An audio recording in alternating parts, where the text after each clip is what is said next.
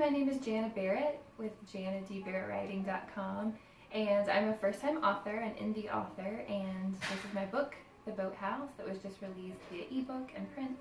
I wanted to go through today for indie authors who might be interested in writing and publishing books, my experience with BookBaby, and I'm going to go through a video with you guys and just give you some pros and cons on what I learned in my experiences. So I'm going to walk you through the basics of getting started with BookBaby. Okay, so the first step is just going to their website and clicking Getting Started. If you want, you have the option to do just an ebook or printed books as well. And there are some things that I got kind of hung up on, so I can show you that as we go through this process. So I wanted both tangible books for my readers and ebooks. So I chose printed books and ebooks. And as you can see, as we go through this process on the right-hand side here, obviously the more options that you add, then the price is going to go up.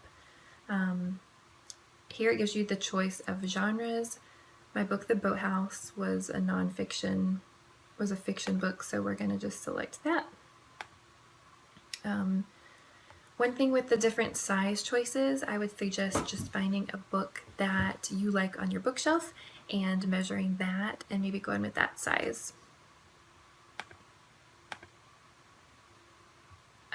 With the soft and hardcover, so BookBaby sets a minimum price point for the softcover and the hardcover. I chose a softcover because I felt like the hardcover price point, the minimum price point that you could price your hardcover book at, was pretty expensive, especially for a first-time author like myself, so I chose a softcover.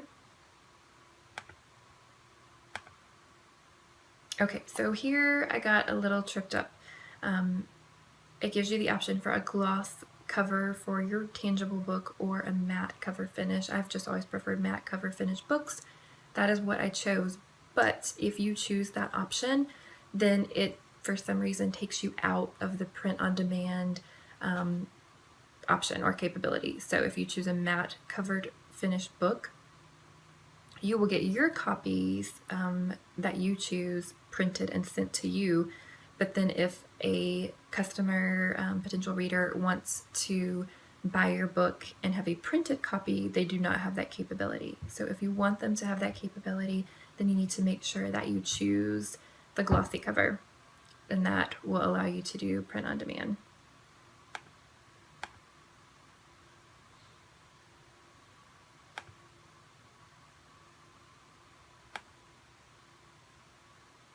Okay, so the next thing that I learned in this process was text formatting. I did have BookBaby do my text formatting. The text formatting is chapter headings, and if you have, if you want to do drop caps, which are where the first letter of the first word of your chapter is capitalized, or maybe a fun different font. So I can show you in my book here.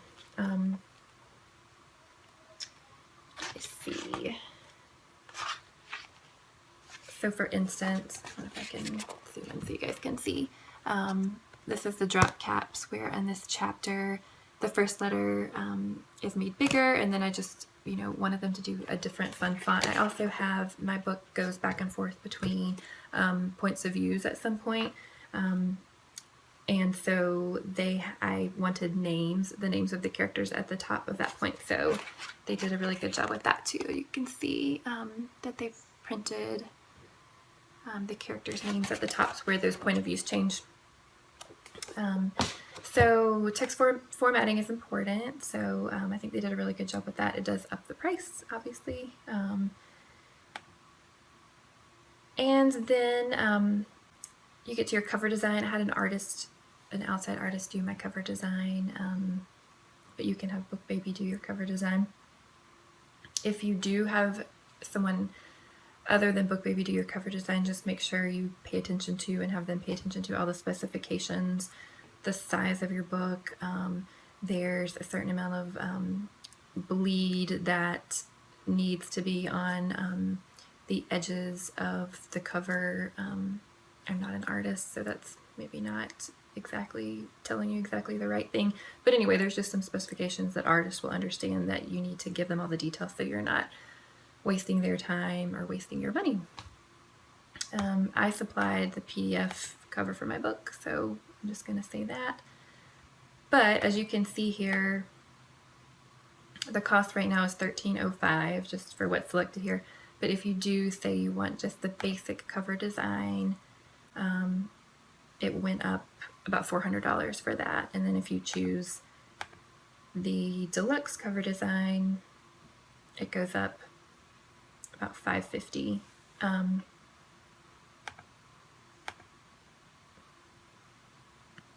Okay, so the print on demand option is the option that allows one reader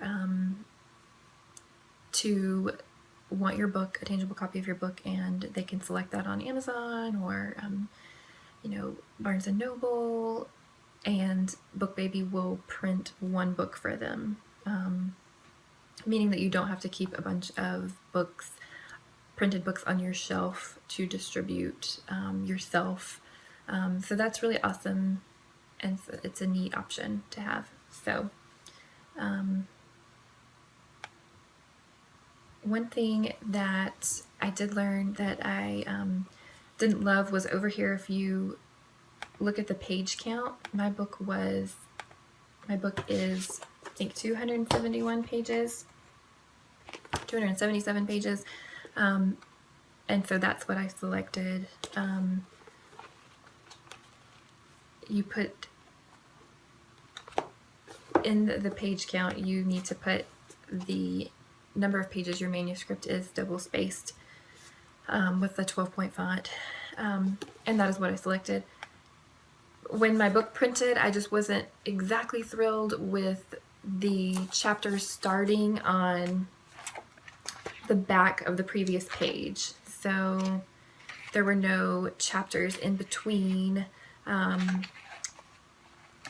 There were no pages in between. So just for instance, so this is the end of a chapter, as you can see, and then the next page, the chapter is printed over here. I'm used to a book where the next chapter would begin on this side, and I like that look. I prefer that look better. It's just a little more seamless, a little more professional.